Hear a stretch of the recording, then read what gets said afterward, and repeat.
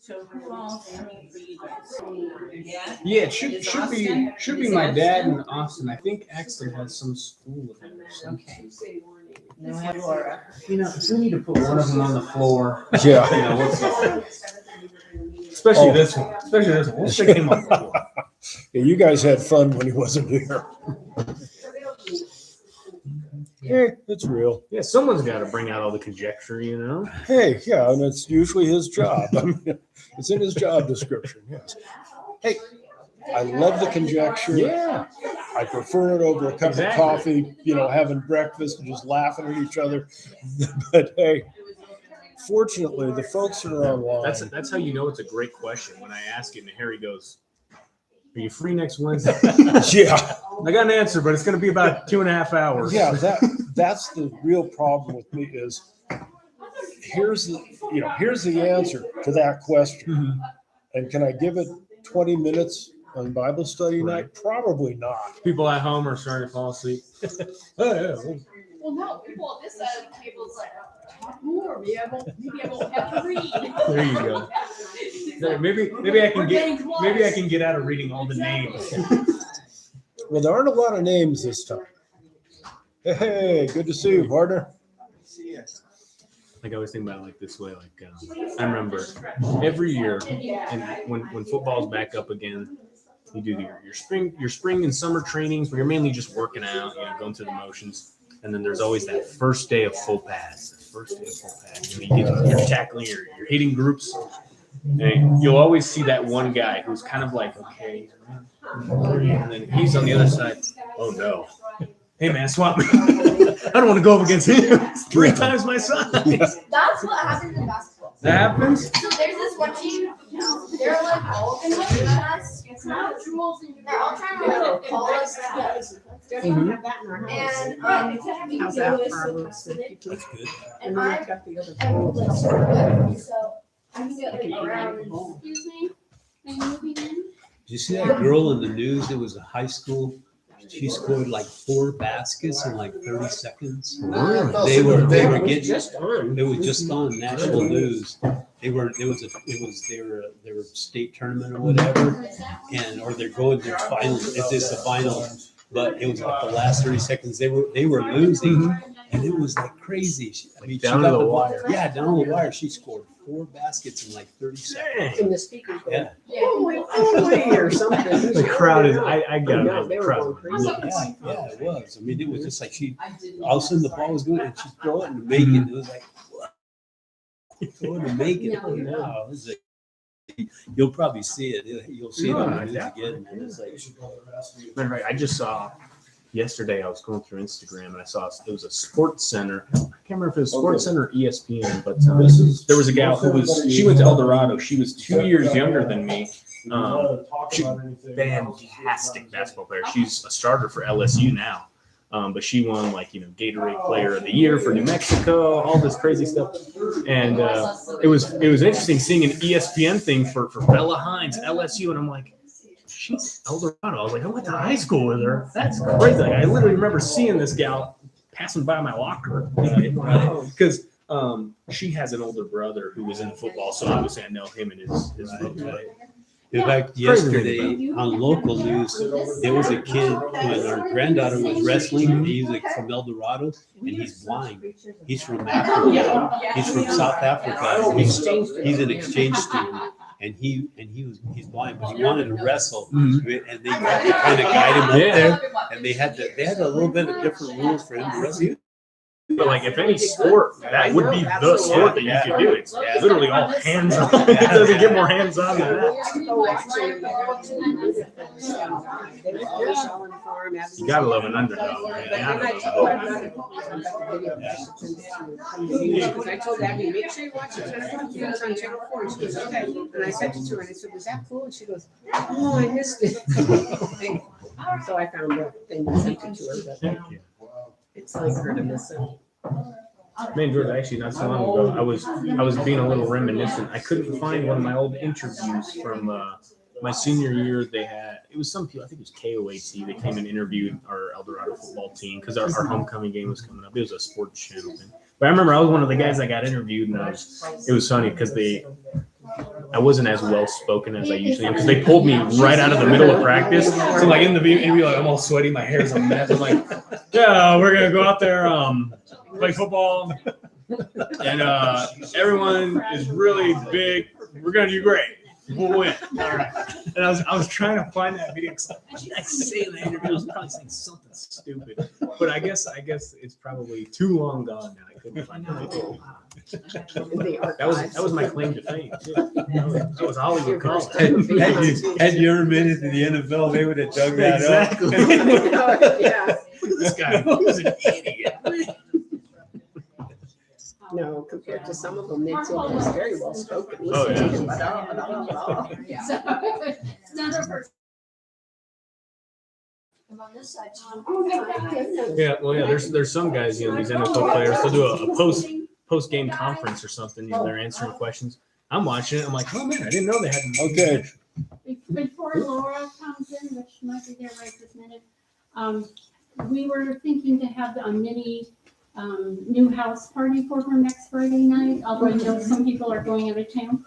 I thought I could get a cake and maybe get a card.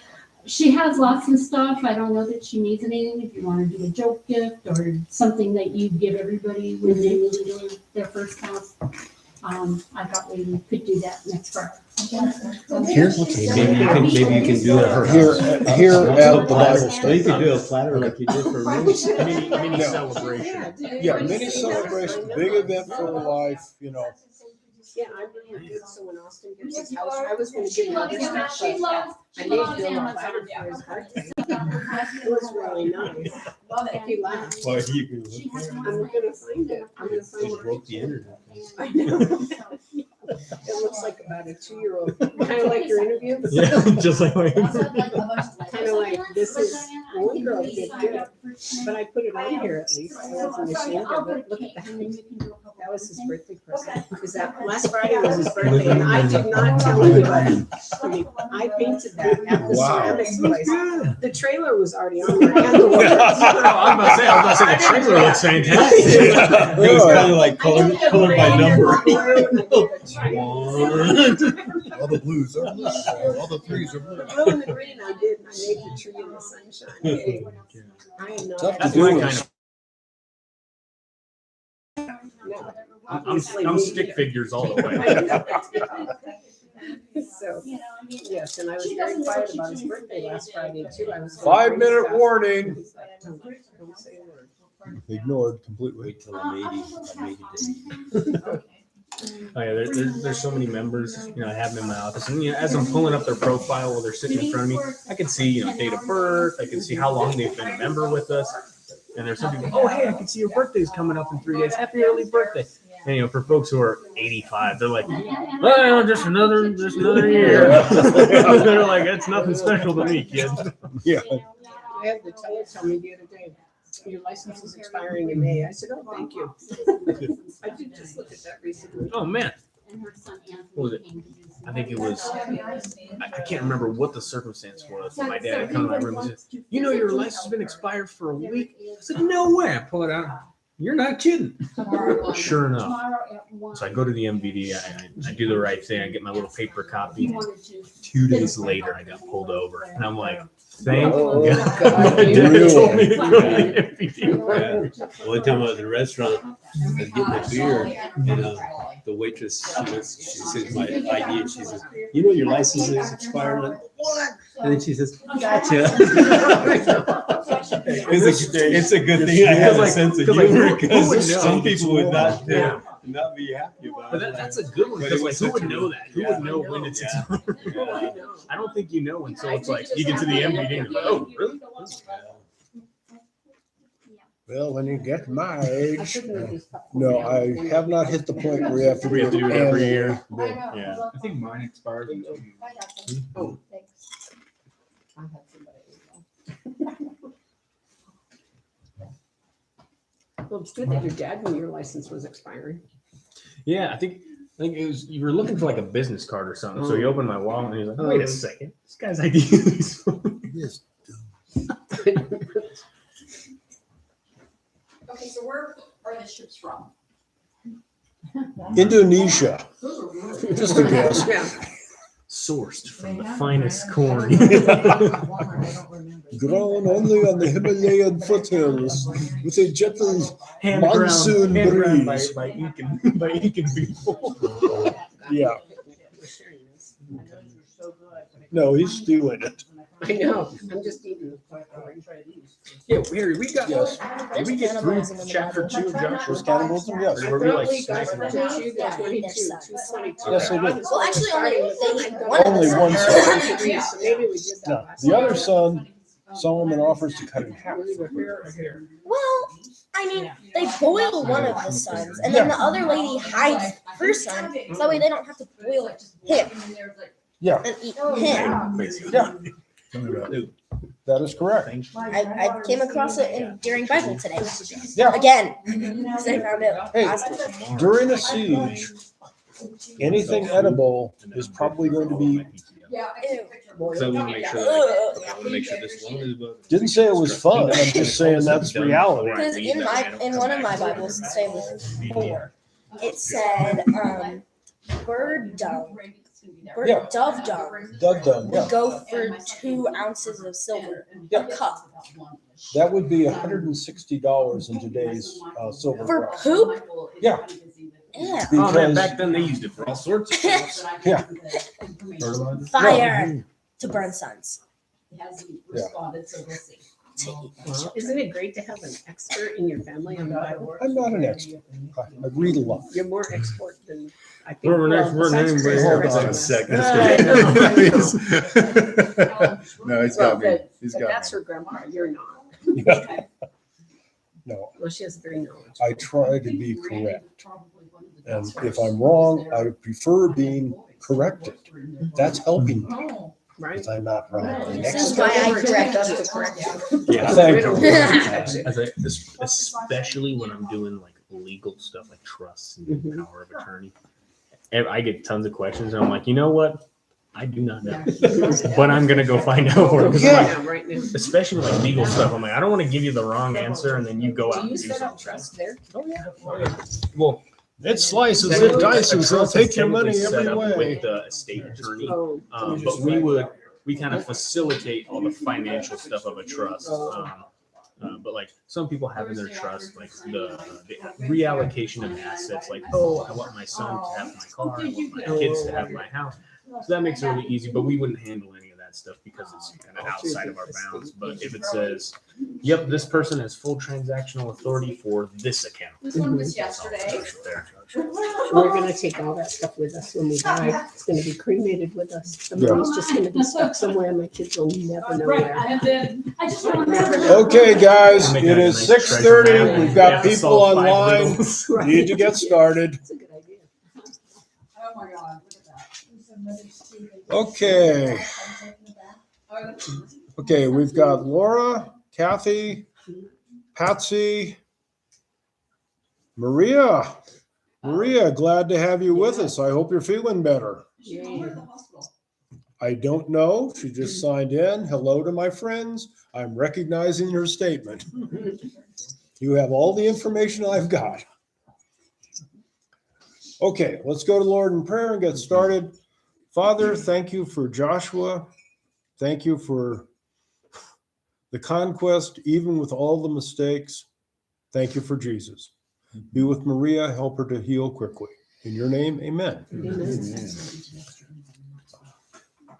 Okay, last week we got the spies saved by Rahab, lowered out a window in the outer wall, and they went uphill to escape. They went towards Jerusalem, towards Bethel,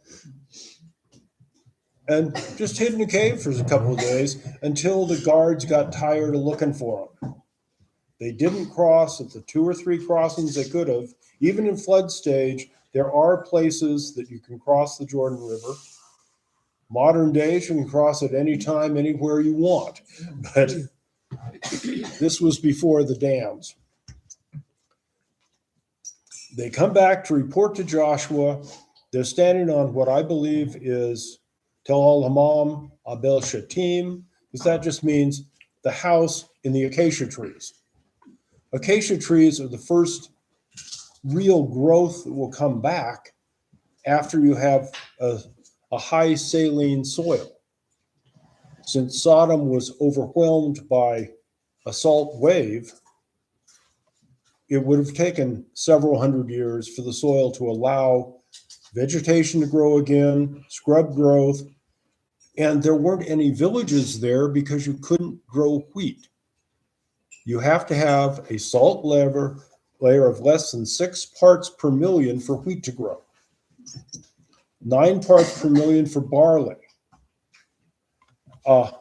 Acacia trees can go with 3 parts per million. So it's like, hey, they can go with 12, whatever it takes, they can grow there.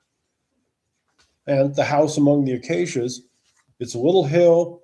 The email I sent out earlier had a view from it, looking across the very hazy, I call it Kakor. All that means is the flat disc where the Jordan River, when it floods, overflows, makes a delta of mud. That's the Kakor. Unfortunately for Tel Al-Hammam, it is not as high elevation-wise as Jericho. If the flood wave coming up from what I think is a meteor strike in the Dead Sea, coming up the valley, destroys a lot of cropland, overwhelmed Tel Al-Hammam, it's at 1310 feet below sea level. Jericho is almost 800 feet below sea level, but there's a big gap of over 600 feet there so that their cropland was not utterly destroyed by salt. So there's a continuous occupation at Jericho. Enough of the history. Are we ready for the spies to report to Joshua? Okay, Bill, let's see. How about chapter 2, 22 through 24? When they left, they went into the hills and stayed there 3 days until the pursuers had searched all along the road and returned without finding them. Then the 2 men started back. They went down out of the hills, forded the river, and came to Joshua, son of Nun, and told him everything that happened to them. They said to Joshua, the Lord has surely given the whole land into our hands. All the people are melting in fear because of us. You couldn't ask for a better intelligence report from your spies. These guys are terrified.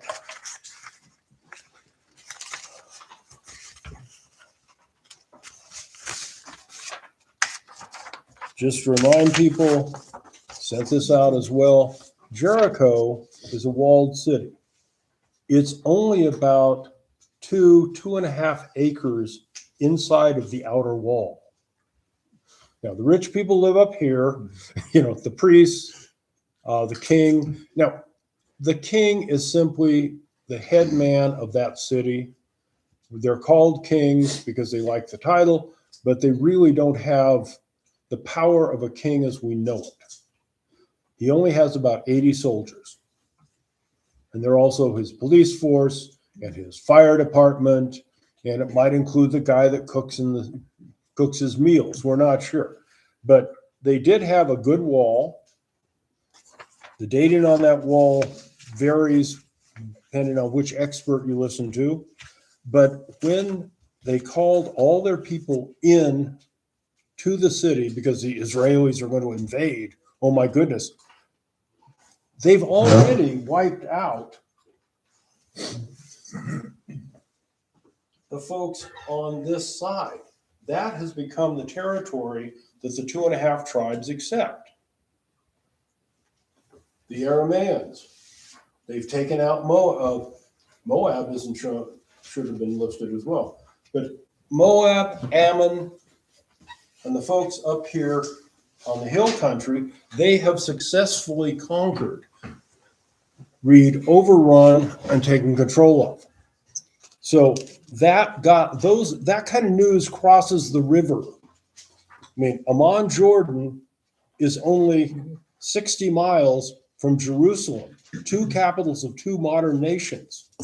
You can walk that 60 miles in 3 days. It's not that big of a deal. So they're on a caravan route from Amman, which is on the King's Highway, all the way from Mesopotamia to the coast where you can trade with the Egyptians. So Jericho is a trading town. And trading towns get all kinds of rumors. You know, that's why the spies went to Rahab's bar. It's, you know, it's a guest house. And when people are drinking, they talk. Sorry. If you haven't ever been to an O Club, try it. You had a question, Aiden. I saw it in your eyes. That's how long we've been going here. You can see it from my eyes. That's right. So would Jericho have been independent at this time? There's no larger presence that's controlling them. They would be their own independent. No, they are. Jericho is completely free on their own, and they own 40 to 60 square miles of territory. Okay. Along the river. Okay. They're in the lowland of the river. But the other city states up in like Jerusalem, Jebu is called at this time. Hi, Laura. Feel free to get some coffee or whatever you need. They're in a loose confederation with the Egyptians. Okay. Read something. There's a book on my shelf if anyone wants to borrow it. It's called the Amarna Letters. It's letters from the kings like Jebu and on the coast going, hey, we're allied to you guys. Send us some troops. We're being bugged by these Habaru. And, you know, I need 60 archers and 40 men at arms because that'll double the force on my wall. Like if Jericho had 3,000 people total, that includes itty bitty kids, old guys like me that couldn't fight. The best they could have fielded with 3,000 people in their little kingdom is probably 500 to 600 troops. And that's just who they're mustering up, you know, Yeah. farmers and shit. Yeah, these are we're not talking about SAS troops here.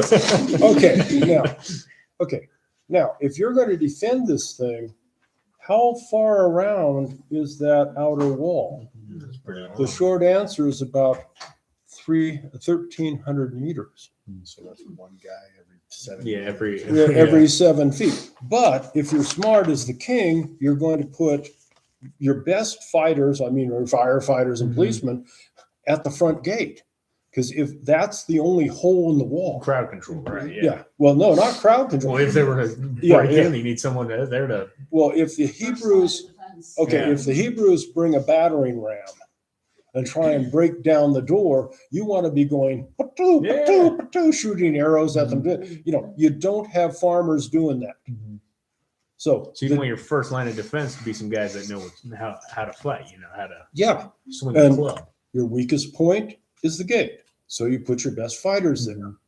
That means you only got 500 guys to spread around the rest of the wall. Whoever can shoot or sling. Yeah. decent. Okay. Random question. How far can you accurately sling a bullet? Assuming they have, Accurately? 75 feet, maybe? oh, more than that. Yeah, A stone. I would say accurately. My guess would be 100 yards of football No, field I'd length. say 40 tops. Okay. Now, if you're going to hit a face size target, you can probably get that at 40. The guys who are, shepherds, they're slinging every day. Why? If a sheep runs up that hill and I can sling and hit a rock beyond him and scare him and bring him back, I don't have to climb this hill. Yeah. So, you've got some people who have So the some- laziest shepherds are the best shots. Right? Yeah, exactly. I mean, what you're trying to do is employ the people to the best way you can. And the king wants to survive no matter what. Delegate as best as you can. Yeah. That's all he can do at this So, point. but you bring up a good point. How far we're going to be marching around eventually. We haven't gotten there yet. How far out do you have your column of Hebrew soldiers marching around so they don't get slinged to death. Mhm. I mean, if you're going to do this for 7 days, Yeah. this guy going pating. Especially if you have a group of them, you just got to hit the general direction. You'll get one of them. Yeah, You know? and we'll talk Maybe about even numbers. occasional ricochet. There you Yeah. go. We'll It's talk on about his numbers on face. that. Anything else on Jericho That's itself? all good. Okay. So a question. So Sure. Jericho, was that the southernmost village or whatever that they were gonna take over, and then were they gonna start moving north and just start picking targets going north? The map show you the targets they're going to hit. Yeah. It's a slightly different map than last week because they crossed the river. Yeah. And yes, if anybody needs them, I can send them out or I can print them. It's easy. They took out Shittim and Al Gilgal right Yep. before Jericho. Yeah. Yeah. 'Cause that's why Everything they were so scared, because they just hit the they two hit towns the previous. towns that they interact Yeah. with. Yeah. So there is reason to be going,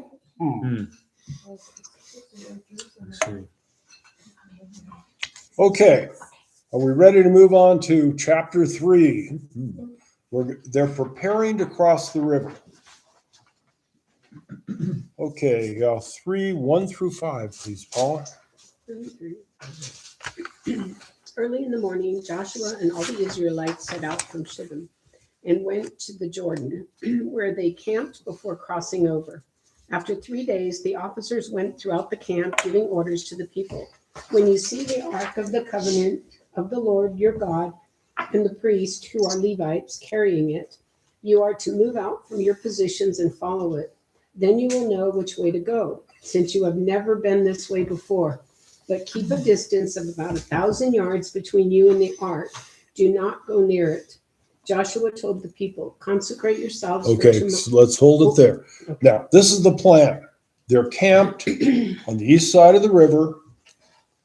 And when you see the Ark of the Covenant being carried by 4 priests, follow it, but about 1,000 yards behind. 3,000 feet. So you can see where we're supposed to go. Now, we do not know from scripture whether they took the southern or the northern crossing. There are a couple low points. I favor the northern one because that's closer to Gilgal. But there are arguments both ways and nobody can prove anything, so it's good. It's good. I was just about to ask that question. I was like, where are they crossing? Because it's nowadays I read it. Oh, they crossed the Jordan River. So what? This is the late Bronze Age. Crossing a river is a big deal. That takes a lot. Yeah. It's also flood stage. Exactly. We crossed the Jordan River. Like now they have bragging rights. So 3,000 feet, I figured that to be a half mile. Am I right? Yeah, it's slightly further, but just yeah, slightly over. it's 2,000 cubits in the Hebrew. So it's Yeah, like, that's hey, big, yeah. how big's a cubit? Right. A half mile seems like a long way. Well, if you have, Yeah. if you've got 25,000 people who are moving in family groups with all their flocks and herds, you need enough distance to be able to see where it is. You get one guy in the front who's got really good vision, and everyone else just follows him. And you just hope that you can trust that guy. Yeah. The other question I had, because you talk about Aleph. This is 2,000. Yep, Be 2 Aleph. correct. So could it potentially be something less than? It half could be. mile? Yeah, you asked the right question. That makes more sense, Carol. But hey, the translators are locked into thousands, so we'll play their game. Well, I think it's interesting that, with your definition of elephant, kind of like, on the, when it's basically all of Israel marching around the city. I remember reading that as a kid and thinking like, wow, several million people marching around this city and hearing how big the city is. It's like, would there even be an end to it? Right, yeah, it's just a full Okay. circle, yeah. Oddly enough, Laura, I calculated that when I was working on my dissertation that they Yeah. didn't like. They didn't like my dissertation because of this kind of thing. That column going around this small city It takes Yeah. 30 minutes to walk around the city. You have to be 75, 100 yards out from the city so they don't go, pa-ting, hey, I got one, Fred. So you don't want to be dinged. You don't want the Ark of the Covenant to fall because Right. a priest gets dinged. So you're 100 feet further out. Okay, yeah, yeah. If you have 603,000 warriors, which is the 1,000 translation, that little column is 180 people thick, individual files. Wow. The guys closest to the city, at that 100-yard mark, it only takes them 30 minutes. File 180 is walking over 4 miles. Because you got to have, Right. marching. You've got to have 2 feet per man going out, and you have 180 of those. Yes, Lily. Keep track, please. So when they would march, I remember how it said they marched 7 days, but how? 7 times around. We're coming up to that. So if it takes 30 minutes, it would only take them like 4 hours. No. I can't do math at the moment. Okay. My brain's very- In answer to the question before, it's in my notes, so we'll get there. Their camp is about 1.5 miles away. I'm putting it, as I said, on the north side in Gilgal. So you walk 1.5 miles, you walk around the city once, you come home, you're home in time for breakfast. If you're marching 7 times around on the 7th day, just about high noon is when the miracle happens. Kaboom. Yeah. Walls came Yeah. crumbling down. If you only have 8 to 10,000 soldiers, which is, round numbers, you only have 4 files, not 3, and they're all moving at about the same pace. Right, the guys on the inside row aren't having to tiptoe to No. let the guys on the outside actually keep. And the other bad thing is none of these armies marched in step. Oh, Oh, they did? Did Oh, not. did not. I mean, that was a Greek innovation that the Spartans brought in and was terrifying to people oh, I bet. because they all moved absolutely in unison. Hebrews didn't have that coordination or that problem. Does that answer the question, Lily? 1 down. Okay. Okay. Laura, how about chapter 3, 6 through 13? No, starting in 5. Yeah, we never finished 5. Okay. 5 through what? 13. 13, thank you. Okay. Then Joshua said to the people, "Consecrate yourselves, for tomorrow the Lord will do wonders among you." And Joshua said to the priests, "Take up the Ark of the Covenant and pass on before the people." So they took up the Ark of the Covenant and went before the people. The Lord said to Joshua, "Today I will begin to exalt you in the sight of all Israel, that they may know that, as I was with Moses, so I will be with you. And as for you, command the priests who bear the Ark of the Covenant, when you come to the brink of the waters of the Jordan, you shall stand still in the Jordan." And Joshua said to the people of Israel, "Come here and listen to the words of the Lord your God." And Joshua said, "Here is how you shall know that the living God is among you, and that he will without fail drive out from before you the Canaanites, the Hittites, the Hivites, the Perizzites, the Girgashites, the Amorites, and the Jebusites. Behold, the Ark of the Covenant of the Lord of all of the earth is passing over before you into the Jordan. Now therefore take 12 men from the tribes of Israel, from each tribe a man. And when the soles of the feet of the priests bearing the ark of the Lord of all the earth, shall rest in the waters of the Jordan shall be cut off from flowing, and the waters coming down from above shall stand in one heap." Okay. So what is God, through Joshua, telling people to do? Trust. Trust. Trust. Mhm. And Says. you've got 12, and each tribe selects one probably big guy, the one you didn't want to, Yeah. go full pads on, to pick up a rock in the middle of the river. That rock will end up at Gilgal. Think about being a priest. It is flood stage. The flood is still coming down. When the priest's feet, is it the first priest's foot, or is it all four priests' feet, enter the water, it'll stop flowing down from the north. Brave priests. I've got the Ark of the Covenant, which isn't exactly light. Overlaid with gold, it means it's heavy. Awkward because of where the poles are placed on the Ark. Do I drop it? If I can't see in floodwaters, it's a little murky.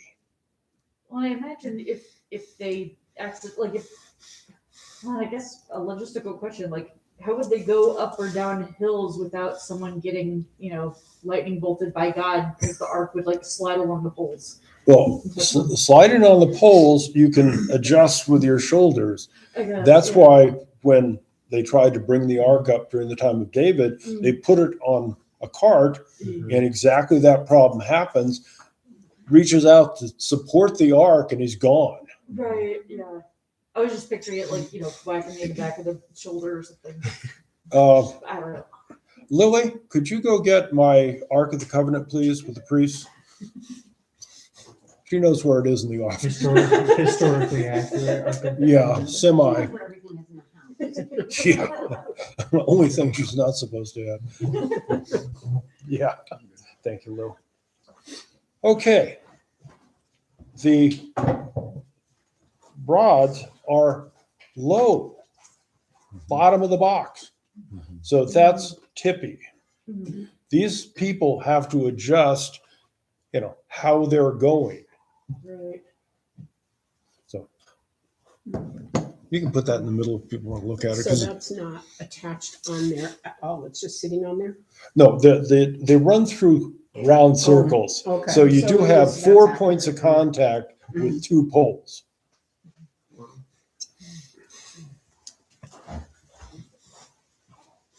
Well, I'm picturing it's like yes, I know I can be easily distracted. It's like, oh look, there's a fish that's flopping around in the. Yeah. Well, I'm just picturing okay, I will step down on the banks of the Jordan as God is instructing us to do. Yeah. And then the ark kind of goes, and it slides up, and then it's like, oh crap, I need to make sure only the ring hits me or else I die. Yeah. And the whole thing falls in the water, and And then you all die.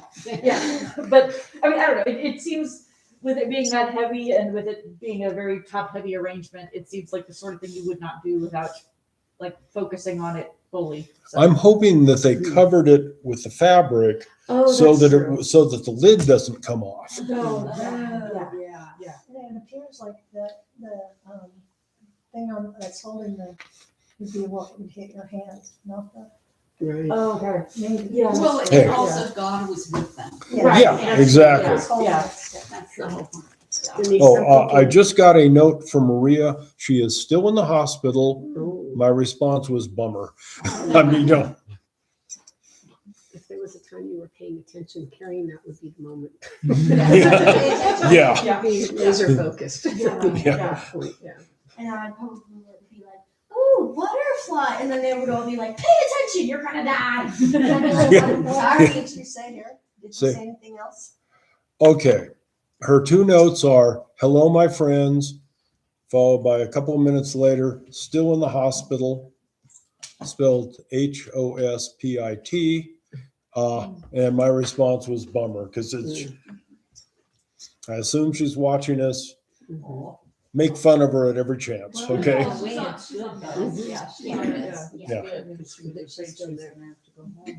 Yeah. Hey, That's a good look for her to be at. yeah. Recovering in a hospital with a physical therapist, telling her how to do movements, all good things. and the right medical professionals to, if something happens. And I'm sure Scott is with her. Yes. Oh, yeah. Well, he's not here. Just so you know, Maria, he's not here. If he tells you he is, we got a problem. Okay. These are the logistic plans.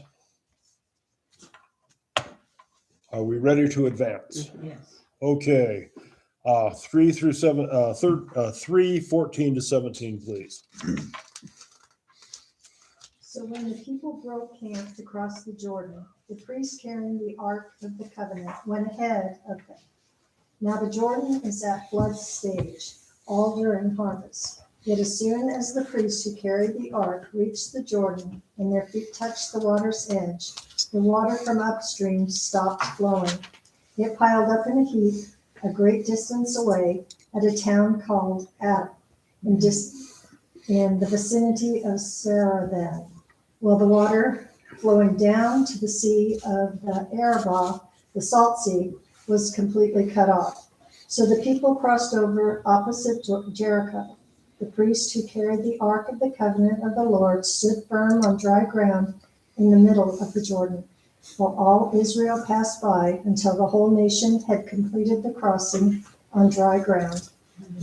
Okay, you're standing on the wall of Jericho. You can see this probably to your left front.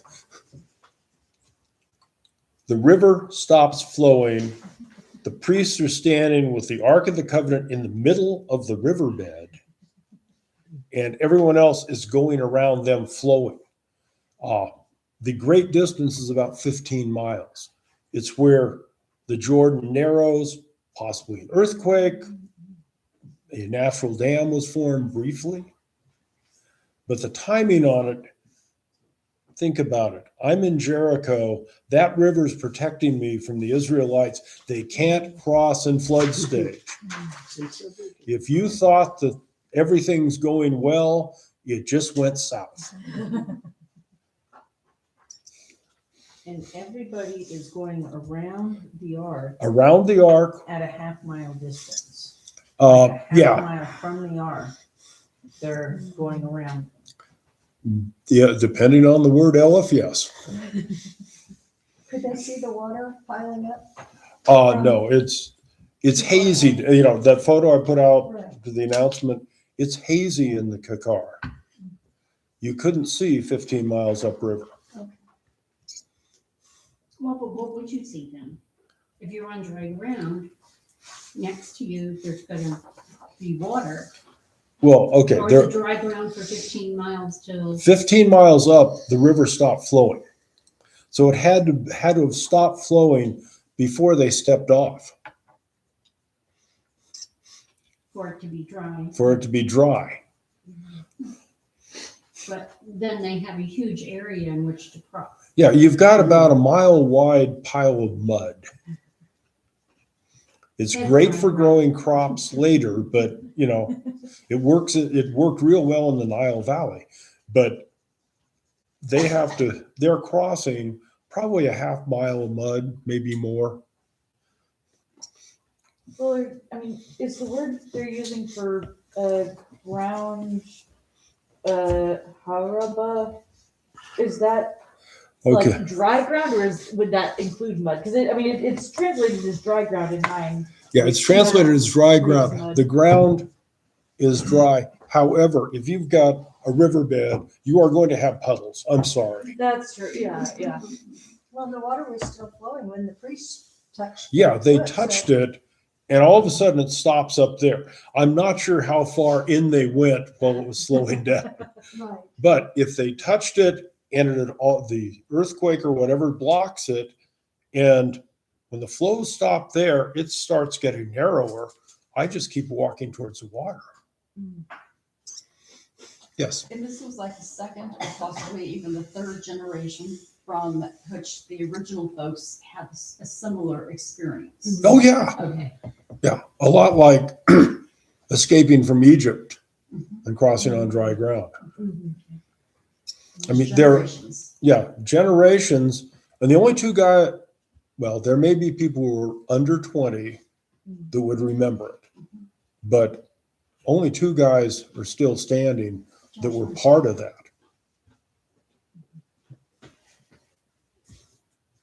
Other questions, thoughts? I'm trying to give you the emotion of the moment that you can glean from the text, but it doesn't come out and go, gee, this must have made the people of Jericho feel real good. And I like to picture that, like, at the head of all of the Israelite civilians or non-priests, at least, were Joshua and Caleb being like, okay, like, go on, don't worry about it, go. Yeah. And then to the Israelites, like, guys, it's okay, God's got this. I've seen him do it Yeah. before. I missed that little. Oh, no. Okay. So is the cloud now no longer going to be there, Cloud's gone. replaced by the ark? And the manna. Manna hasn't ceased yet. It does in the following chapter. Yeah.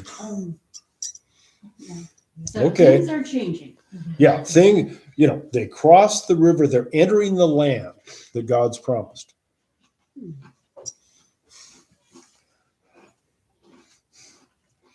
Okay, memorial stones, chapter 4, 1 through 7.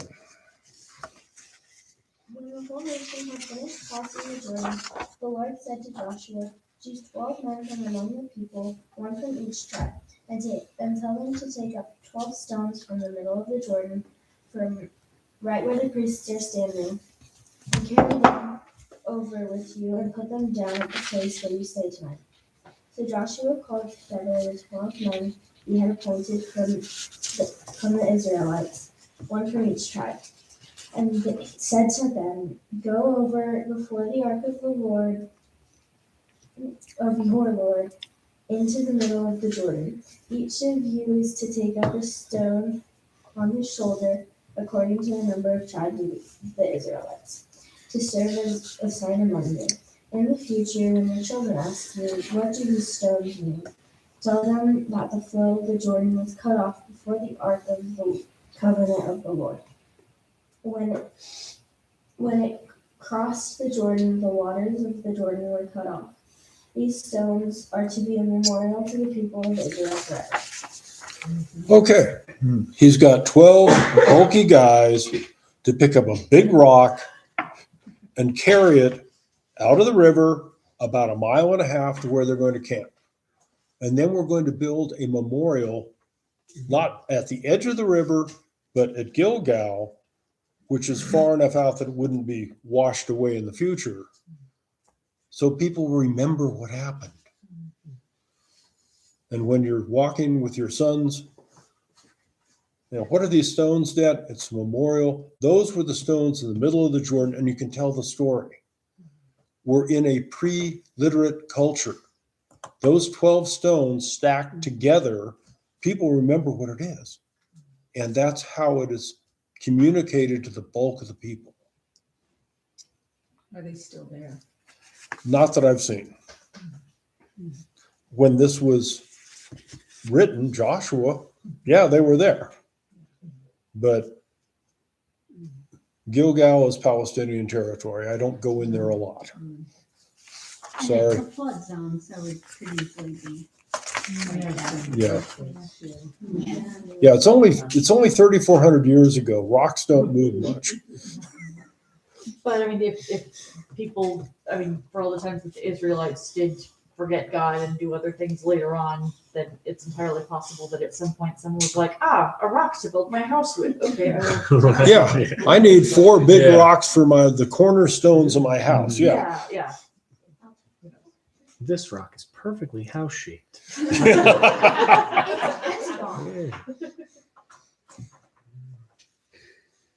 Okay, now Joshua ad libs here.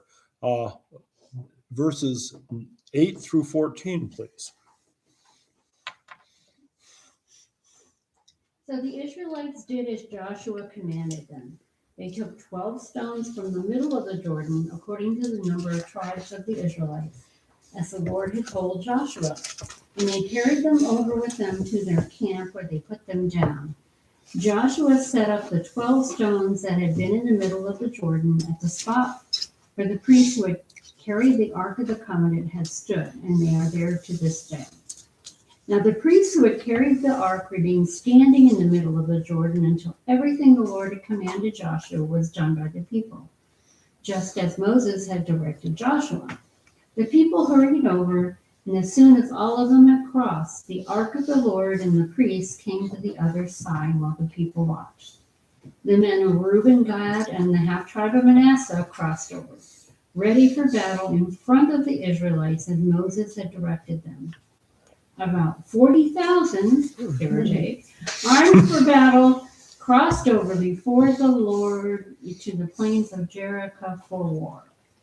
That day the Lord exalted Joshua in the sight of all Israel, and they stood in awe of him all the days of his life, just as they had stood in awe of Moses. Is that what it was? Yeah. Go ahead and go through 18 just for the fun of it. Then the Lord said to Joshua, command the priests carrying the Ark of the Covenant law to come up out of the Jordan.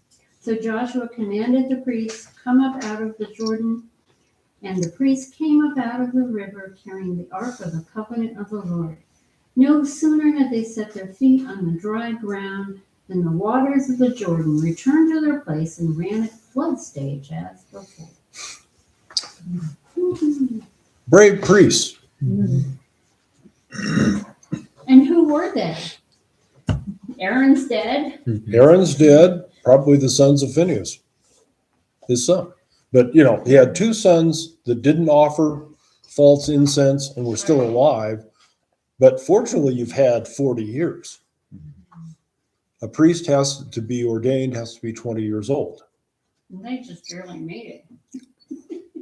Well, you could maybe have Phinehas, his sons, and their sons just about old enough. So there aren't that many priests. And we'll see that did cause a problem somewhere. But when they got on dry ground, then upriver, the dam breaks. Again, you're standing on the wall of Jericho. How do you feel? These are the guys that are coming for us. Is there any indication of this water being held up there in theological? 3,400 years of floods and earthquakes. Sorry, no. Nothing? I'd love to say, oh yes, and there are people who have been trained in archaeology who will claim that yes, but it's really tough to date a rock falling down. It doesn't have mud brick associated. It doesn't, you know, the things you want to date from, it came from up there down here. When it broke off. How do you know when it broke off?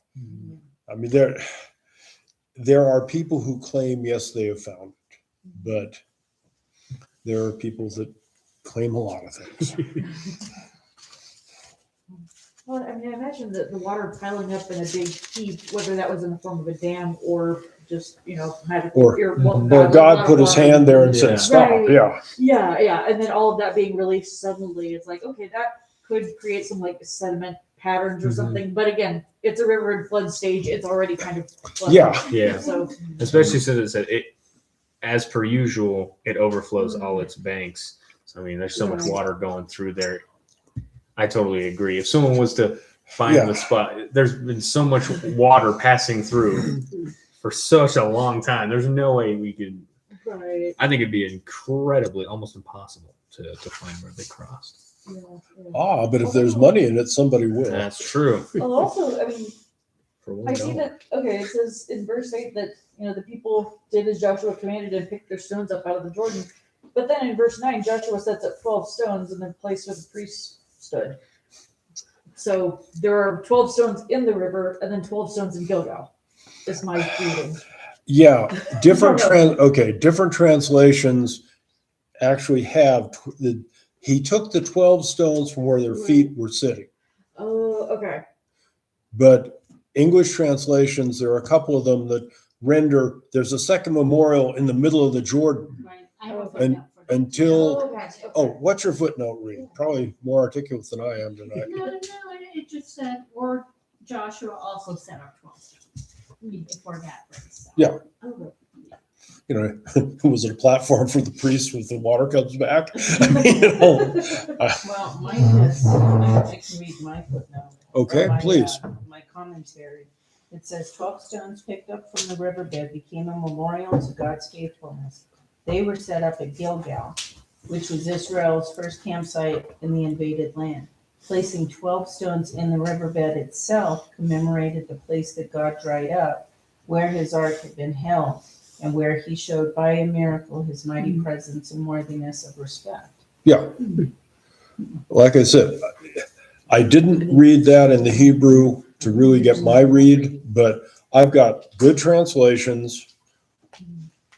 There's a memorial in the middle. There's a memorial at Gilgal, or the stones were picked up and taken to Gilgal. Or both.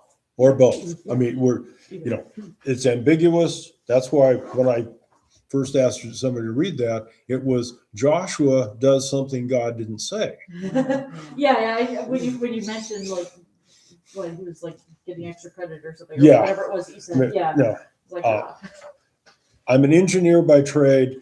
I don't build non-concreted stone memorials in the middle of a riverbed at flood stage. Just saying. I mean, I kind of wonder like how long before those rocks were just sand further down the river. Yeah. Erosion, it takes a long time, but it's been a long time. So Yeah. So not a critical salvation question. right, exactly.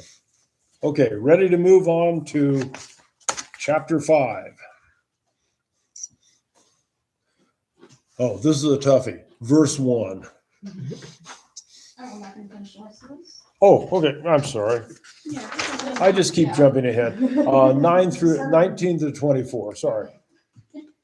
On the 10th day of the first month, people went up from the Jordan and camped at Gilgal, on the eastern border of Jericho. And Joshua set up at Gilgal the 12 stones they had taken out of the Jordan.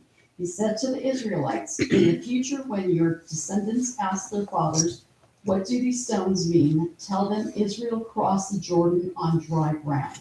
For the Lord your God dried up the Jordan before you until you had crossed over. The Lord your God did this to Jordan, just what he had said.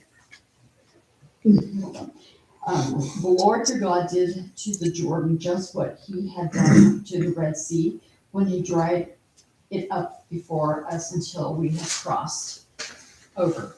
He did this so that all the people of the earth might know that the hand of the Lord is powerful, and so that you might always fear the Lord your God. Sounds a lot like what you discussed in the middle, which is why I jumped ahead. We've already done that. But no, good catch. The 10th day of the first month is Nisan, the 10th of Nisan. Yep. Interesting.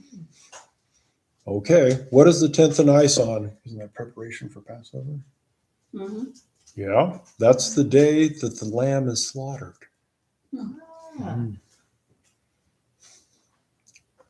Isn't it also what we call Palm Sunday? Yeah. Let me correct myself. The lamb is selected, presented at the temple, which they don't have yet, or to the priest. They're a little busy in the middle of the river. And you have this lamb in your home for 4 days. What happens 4 days later? Slaughter the new family pet. Yeah. You have Passover. Right. See how these dovetail with the life of Jesus.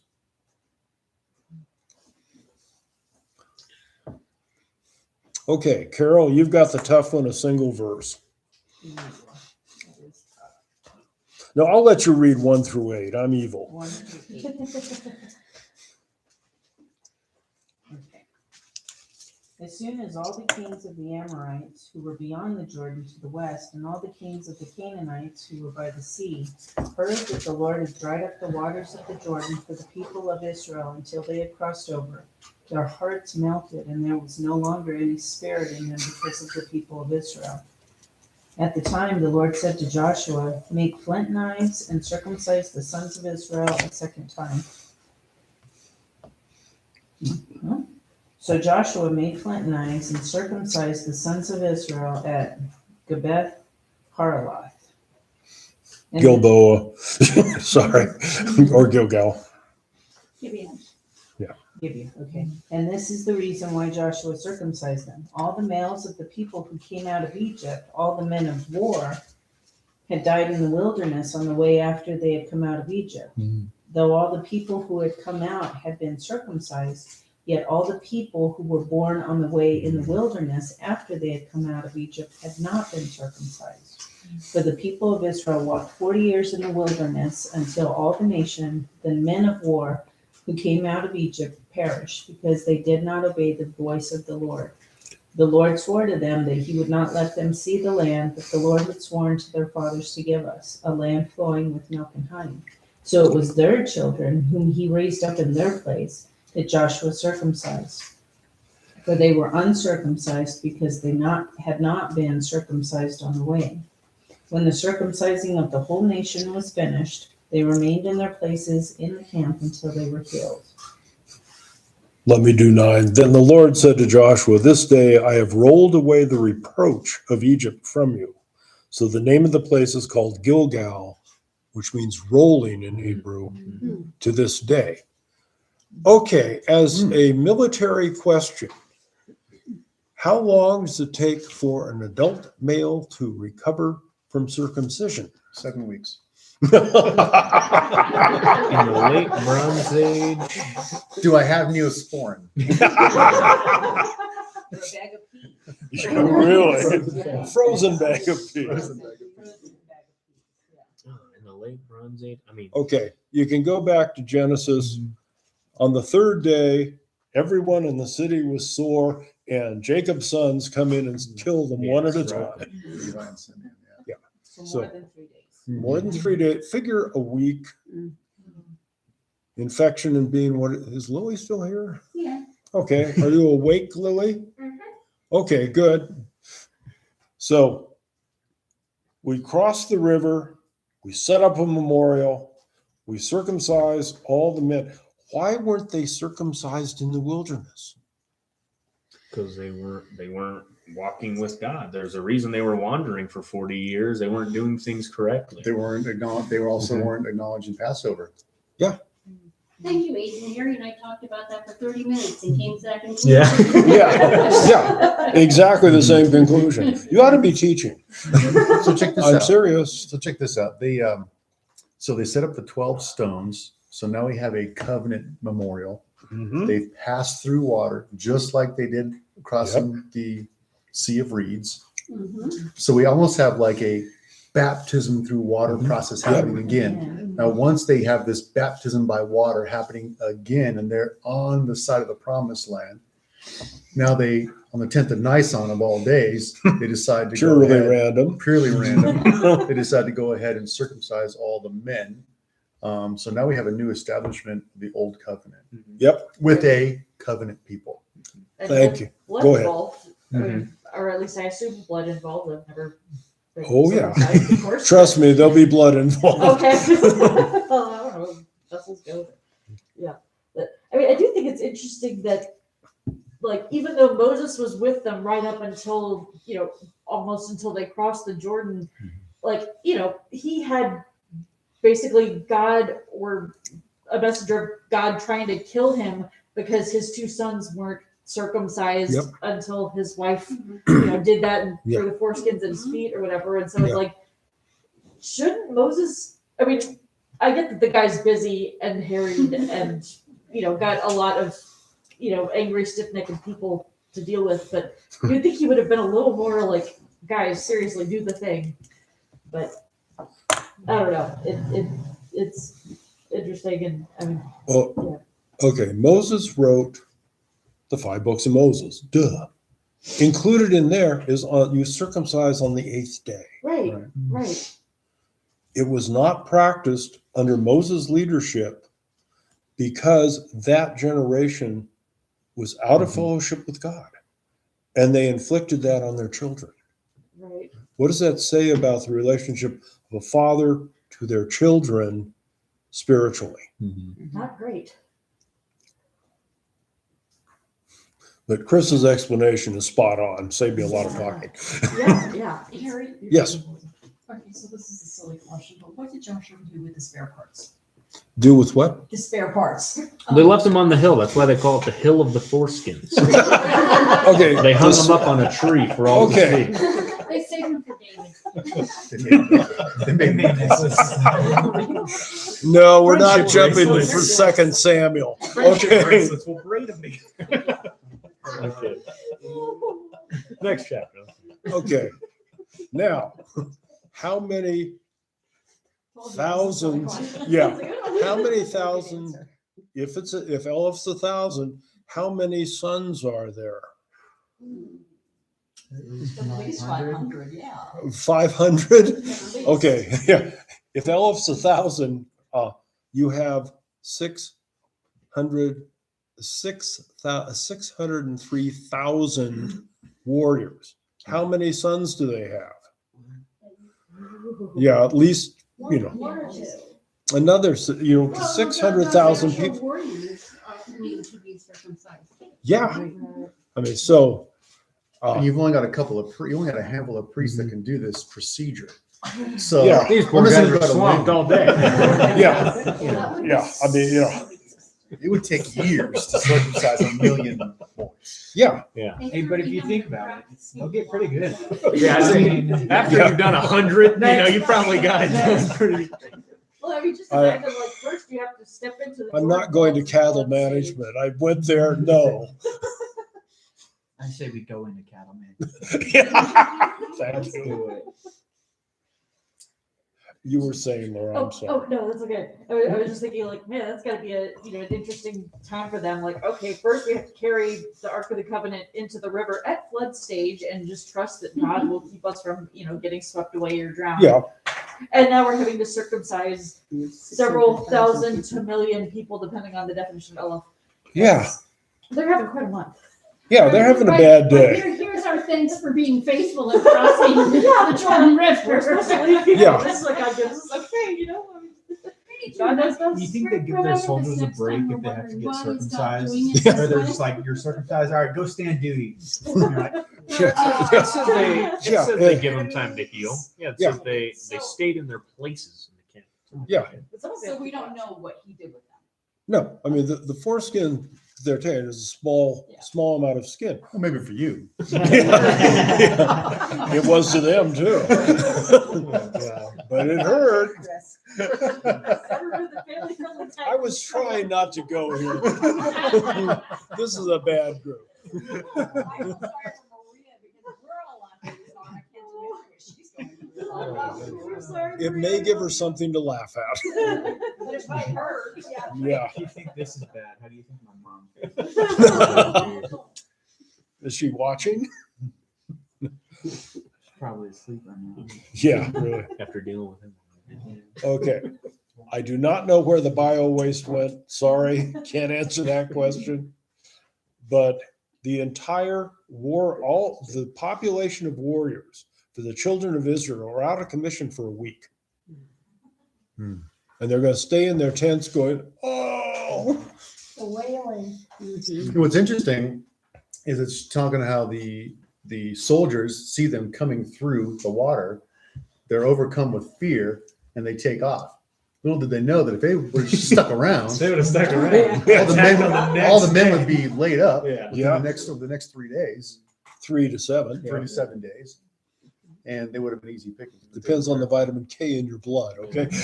Then it's sons of Jacob all over again. But I wonder if it was God trying to, or kind of telling Israel's like, okay, trust me, I've just shown my glory and letting you cross this river. Now I'm gonna make you be sitting ducks for like a week, and we're still gonna come out. I'm still gonna come out on top. And give you Still my- trust me. Yeah. Yeah. We also have this point where we have a covenant people are now going to intermingle with what would be Canaan. So that's how men obviously you know, through fighting, through sorting dead bodies. You find out who's who. And I mean, we don't have all these guys in red, all these guys are in blue. Yeah, it's, Right. you know, it's Everyone was completely- wearing brown to some degree. Homespun. Yeah. Now, just to complete the circle, the Egyptians circumcised. right. Oh. Right. So you're right. You can identify the dead Canaanites from the dead Israelites very easily. But that if Egypt sends troops to support the cities that they, I guess, kind of subjugated, who were requesting help to fight off these Abiru guys, wouldn't those troops be circumcised? And I mean, that's a later issue, but I don't know. I mean, I guess. Yeah, okay. The Egyptians very seldom sent Egyptian troops. They sent mercenaries. Okay. And their Okay. status, we don't know. Okay. Eventually, Ramses VI will fight the Philistines in the Nile Delta on the rivers, Oh. and they surrender. You sink their ships, they kind of come ashore and surrender. He sends them north. They become the 5 cities of the Philistines. So those are the kind of warriors who are going to come up there. Okay. But they had iron. Ah, Think about that's that. a big deal. Yeah, yeah. I got bronze, they got iron. This is not a good match. No. Israelites are carrying not iron. Right.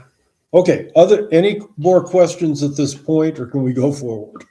Well, I had my joke about Joshua and Caleb being the only guys that didn't have to go through this. That's right. Walking around the This is true. campsite going, just like, hey, yeah, I didn't feel. Yeah, how's it going there? Yeah, I feel great. How do you feel? Yeah. Walk it off. So as of right now, Joshua and Caleb are the only 2 defenders of this camp. This is true. And the Lord is with them. Yeah. And terror is on their enemies. Yes. The enemies are going, I don't know why they're camped down there, but I'm not going to kick that bear.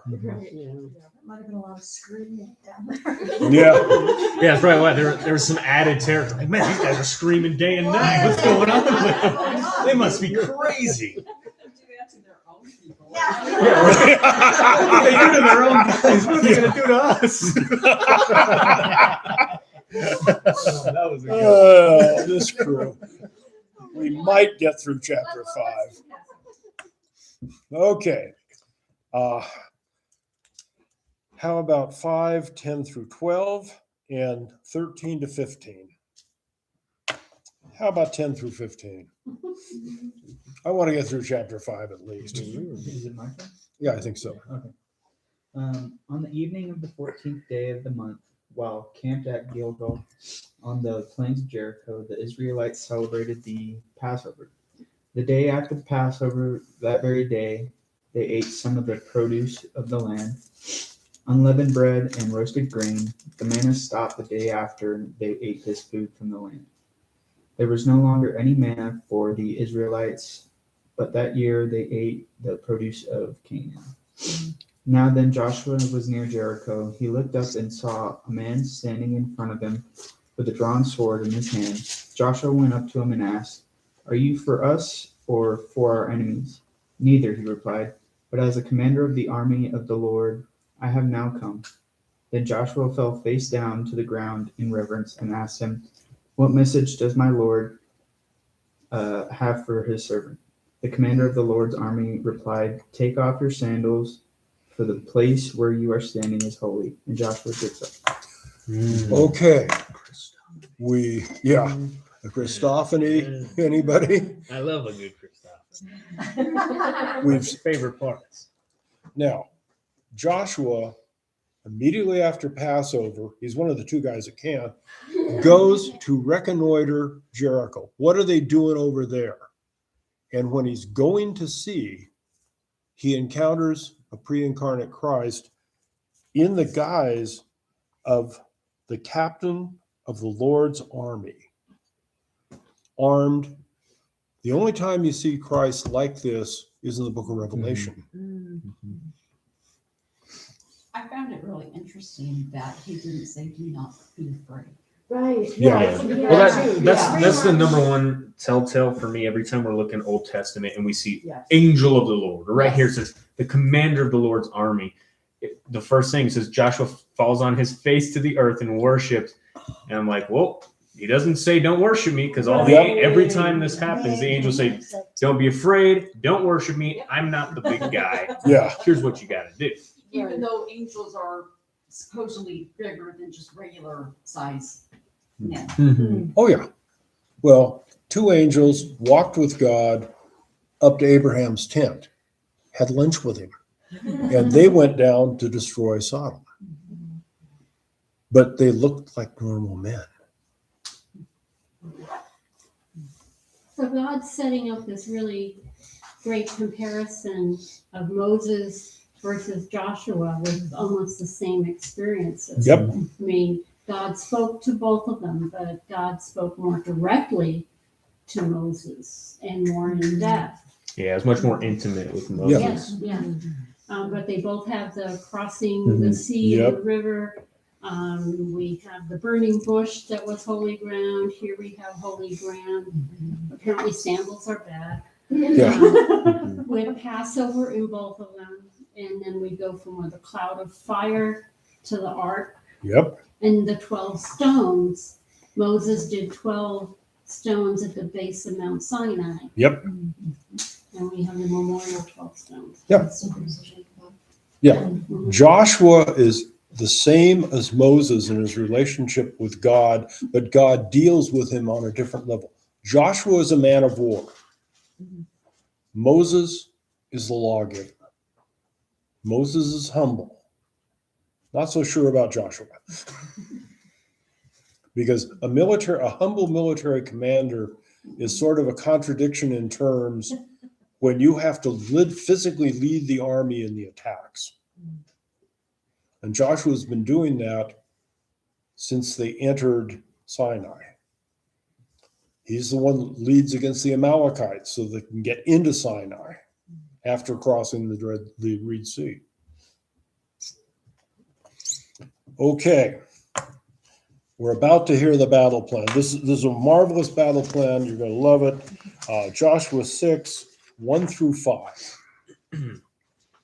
Now Jericho was securely shut up because of the children of Israel. None went out and none came in.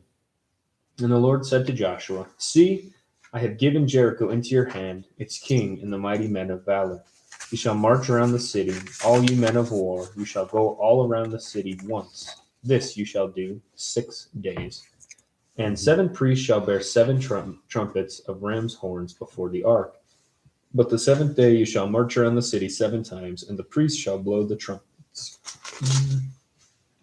It shall come to pass, when they make a long blast with the ram's horn, and when you hear the sound of the trumpet, that all the people shall shout with a great shout, then the wall of the city will fall down flat, and the people shall go up every man straight before him.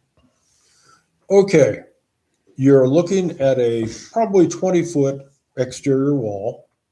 Now, there are houses built into it, probably with some windows and things. You've got no battering rams, no siege equipment, and your mana just stopped.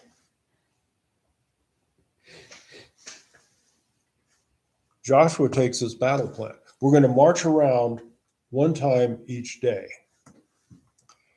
When you do something repetitively, people tend to get bored.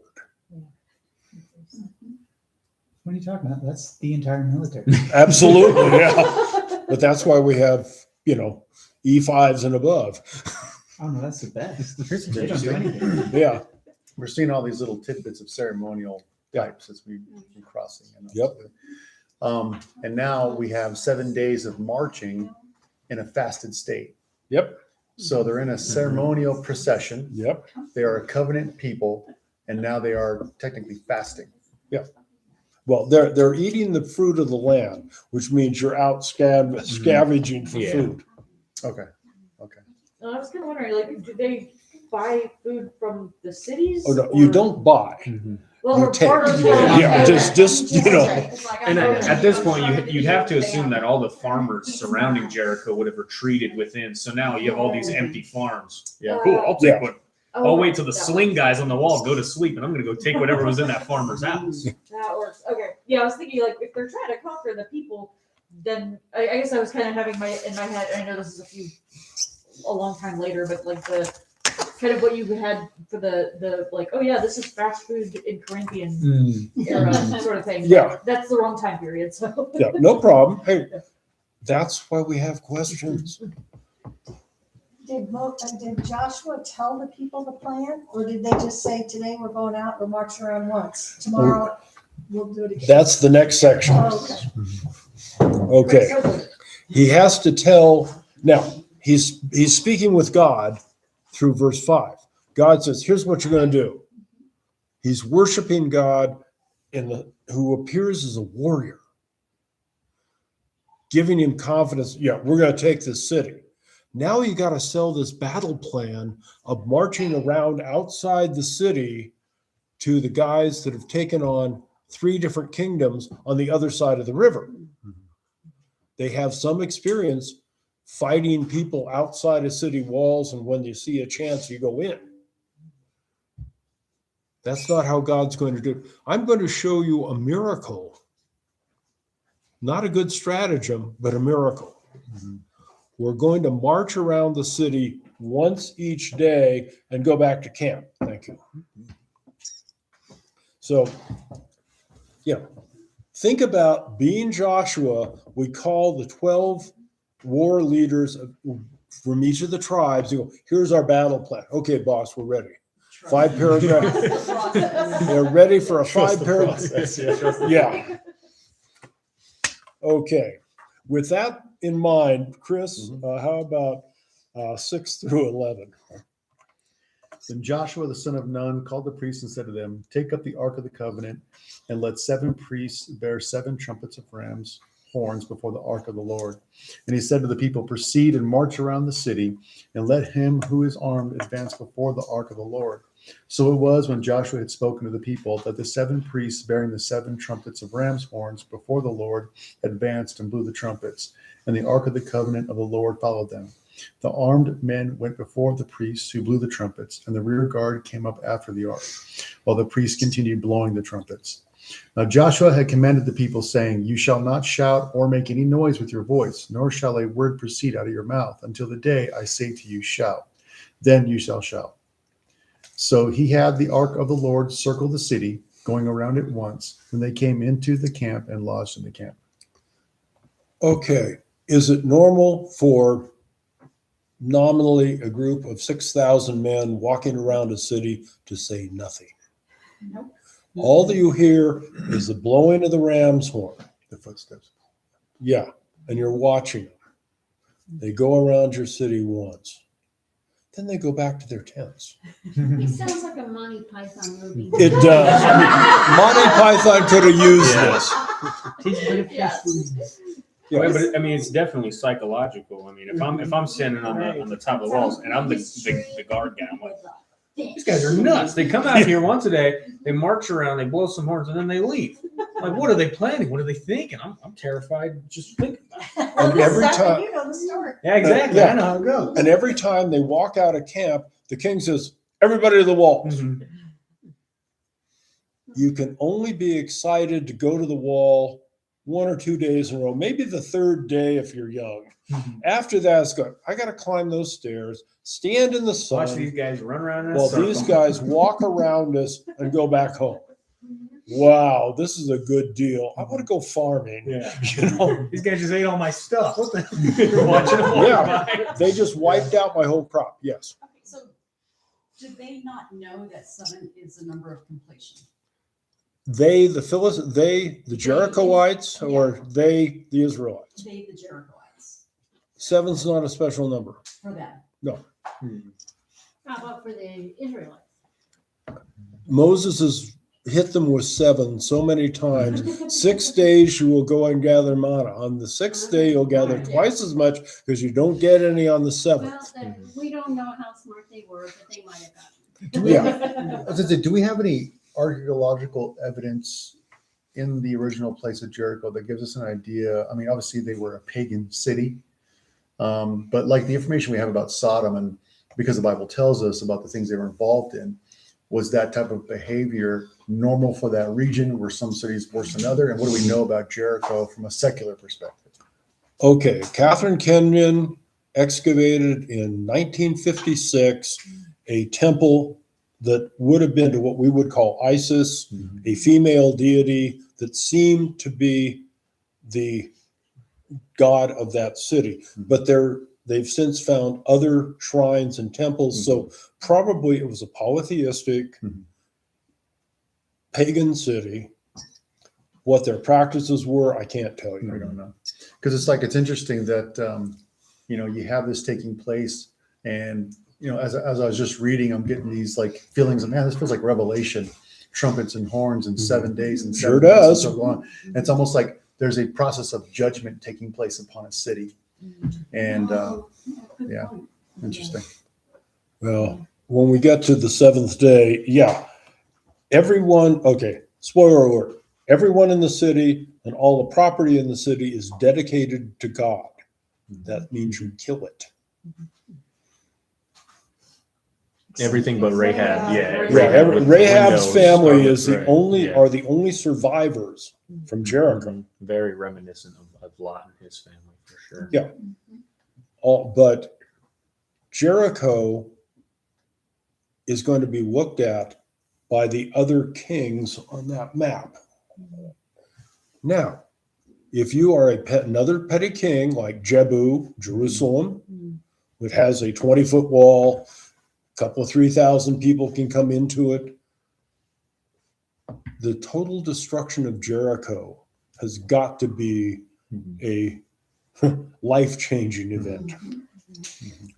God's kind of building up the intimidation. I mean, even the Israelites, they're like, okay, well, now we got to heal up after circumcision, and then you're telling us to go run laps, like. But then, the people of Jericho, run laps in silence, or walk laps in silence, like. Yeah. But it's, but then whoever hears about what happened at Jericho is going to be like, yeah, we don't know what happened, but they just, they camped there for 7 days. We didn't know what they were doing. Maybe they looted some farms. Then they walked around our city for 7 days, and now they're all dead.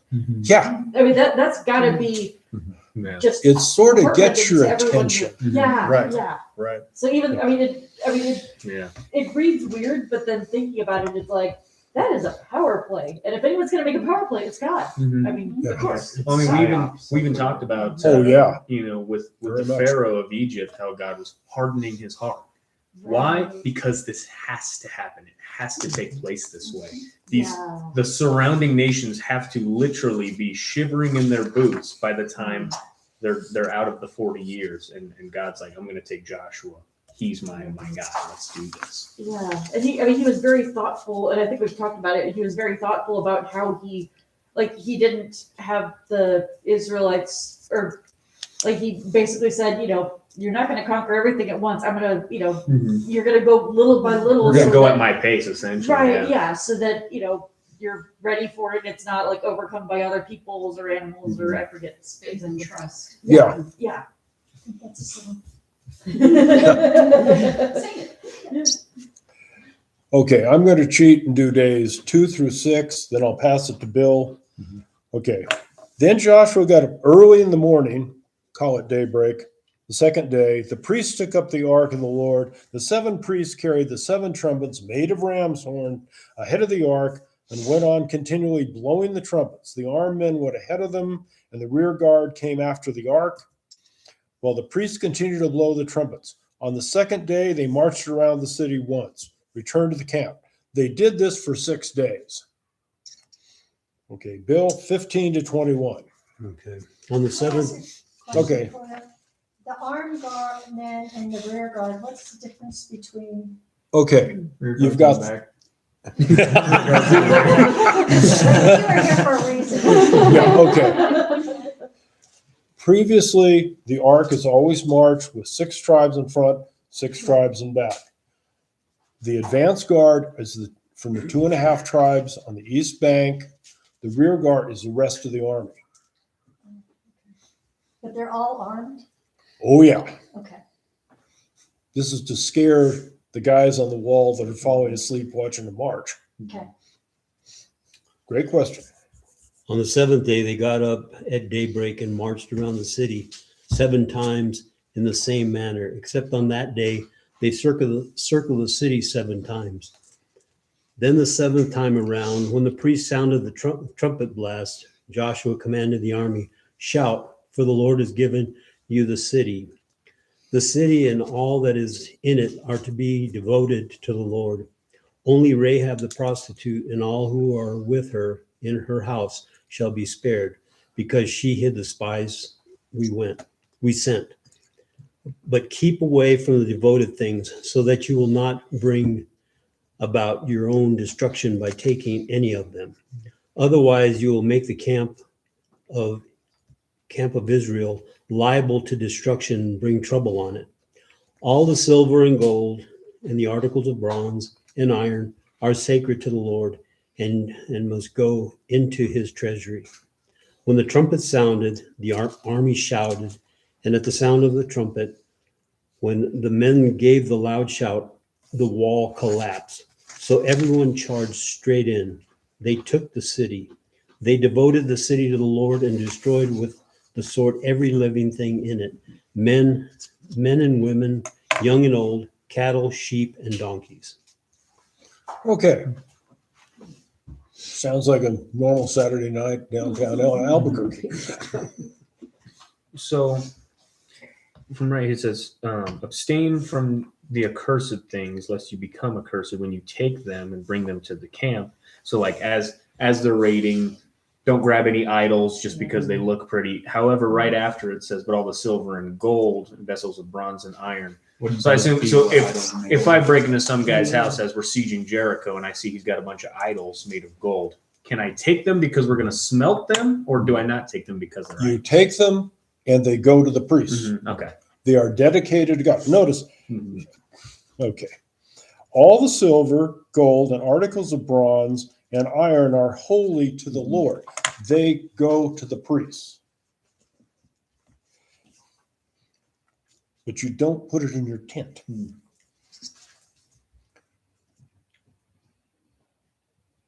Now, all of these items have value intrinsically, and they're already beginning to build a treasury for the Lord for where they're going to put the tabernacle. But the ox and the sheep and the donkey would have had value to them too. But they were not specifically noted as consecrated to God. It's kill everything. This is a terror campaign. And the city of Jericho is an object lesson to everybody that lives 2,400 feet above them in altitude. It's like Saul and the Moabites. Who was Saul told to destroy, or utterly destroy, and then he didn't. The Amalekites. Yeah, eventually the prophet did. Yeah. I think it's pretty interesting that God, I wouldn't say waited, but chose specifically Joshua for this militaristic campaign and not someone like a Moses, because a Moses or an Abraham would have said, "No, Lord, think about all the young people in there. If we could save, some of them." Joshua's like, "We want to kill all of them? Let's do it. Yeah. Let's go." Like I said, kill everybody. A very different leadership style and mindset. Moses is compassionate. Joshua is, I need to sharpen my sword. Okay, there's what's next, boss? Exactly. And yet, I bet Joshua was, being a man of war, was kind of thinking, wait, we're just gonna walk laps around it. This is not usual war stuff. So I mean, it was humbling for him too. Just it's still a different flavor than Moses. Yeah. It was definitely When I do this with a military group, talking about the strategy and tactics of Jericho, it's a whole different discussion. like that. That's gonna be fascinating. You'll love to be a fly on the wall. Yeah, but it's the walls come down when they shout on order from Joshua. What time is it? About high noon. Midday. Now, what do people normally do when it gets hot on a wall? You stand right by the wall because it's shade. Well, or you go downstairs where there's real Yeah. shade. Their guard is coming down every day. Some of them were probably killed when the walls fell. Floor falling out from under. Yeah, you don't want to crawl out of there. And the entire city is destroyed. Where's Rahab's house? On the edge. On the wall, near the gate. They're going to rescue her in the next verses. Can I say something? Sure. So when I first read this in the Bible, I started to understand Harry a whole lot better. And I coined the thing that I call Joshua men that are capable of doing what Joshua is going to do. That, okay, here's my order, I follow the order. And I'm not thinking about, all the touchy-feely stuff, and you read the New Testament and love your neighbor and this and that and everything. And so if you look around, there are some of you who have been made specifically with that specific ability where I call it where you are willing to lay down your life for your squad. But if you're not in the squad, then you can keep a little bit of a boundary to protect yourself, to be able to do the things that God's calling you to do. So I had a lot of fun with it with a couple of other moms that had people in the military or security and policemen and all of that have a certain type of. So so sometimes we look at them and we go, how can they do that? And that's not real Christian or whatever, but it is. Yeah. Well, one of the things that I was thinking, it's like, okay, because it took so long, yes, God was preparing Joshua, God was preparing the army and the people, but he was also preparing Rahab and her family. Yep. Okay, let's rescue Rahab, and we're almost getting to. Leave her. Okay, you're up. 22 to the end. Yeah, 22 to the end, please. Joshua said to the two men who had spied out the land, "Go into the prostitute's house and bring her out and all who belong to her, in accordance with your oath to her." So the young men who had done the spying went in and brought out Rahab, her father and mother and brothers, and all who belonged to her. They brought out her entire family and put them in a place outside the camp of Israel. Then they burned the whole city and everything in it, but they put the silver and gold and the articles of bronze and iron into the treasury of the Lord's house. But Joshua spared Rahab the prostitute with her family and all who belonged to her, because she hid the men Joshua had sent as spies to Jericho, and she lives among the Israelites to this day. At the time Joshua pronounced this solemn oath, "Cursed before the Lord is the man who undertakes to rebuild this city Jericho. At the cost of his firstborn son will he lay its foundation. At the cost of his youngest will he set up its gates." So the Lord was with Joshua, and his fame spread throughout the land. That's fulfilled, unfortunately, in Kings. Joshua, as the two spies, go get Rahab. The fighting's almost over, because they don't have to fight their way to get. If the king has his best warriors at the gate, they're already dead. Yeah, they're crushed. But they bring out Rahab as they promised, and that family is put outside of the camp for purification. Eventually, as we pointed out last week, she shows up in the lineage of David and Jesus. So God was preparing Rahab and her for this event before they crossed the river. I think if anything, Rahab's probably the easiest person to extract. She's got a shared wall as the wall. If it crumbles, just an easy renovation. That's a quick exit right there. You got to step over some rubble. But it's like, you lose your back wall and I'm free. Yeah. At the same time, though, I mean, I always found it interesting that they didn't like go, do a night before mission to get her out or something. Right, yeah. Because like she had to basically, sit tight. She and her family sit Yeah. tight as the wall crumbled Yeah. around them, and she was like, "Well, I hope my ceiling doesn't cave in." Yeah, because right. Yeah. They Seriously. promised they'd protect me, and God was. you know, God did. Yeah. Well, it's You know. because they can have a piano up there.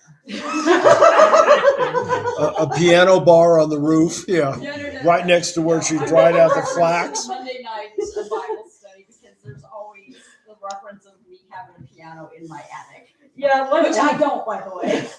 it started. I guess I was trying to make a point of, any of us could die at any moment, and Absolutely. I guess I was saying, a piano could fall out of the sky and squish me, and I wouldn't know, and Denise was like, "Do you know something about my attic that I don't?" Well, I'm glad I sit on the other side of the room. Okay, Anyway, yeah. we are almost at 8:00. Does anyone out there have questions? Nobody's typed one lately, but we'll pick it up next week at chapter 7, verse 1. You might want to go back to verse 24 about the fire and the evidence for that. Oh, that's easy. Both Kenyon and Kitchen's excavations have put it in the mid 1400s as the time that the fire burned there. But tell them about the destruction. Oh, the destruction layer is about 6 inches. It's not trivial. And it's through the whole ruin. Yeah. Harry was there, and it was Christmas morning. First time he saw this all the way around. Yeah, and I had people grabbing my elbow. And, what do you see? I'm seeing the destruction of the city from God. This is God's fingerprint. Yeah, and he kept saying destruction layer. Well, we didn't know what that was. Yeah. I mean, the fire right here. They burned the whole city. When you have wooden cross beams and laid over with thin stuff, and then thicker, and then you put mud on the top as your roof. Yeah, it washes out if it rains. Doesn't rain much there, and you have 3 layers of it. You can get 3 distinct layers from the actual destruction. Sodom over at Tel Al-Amam, it's almost a foot. One event, not multi-story. Yes, Lily. When you said God's fingerprint, I just thought. Yeah, that's right. We are going to take care of Jericho. Next move. That's how the walls came down when they shouted. Okay. I'm going to end the stream.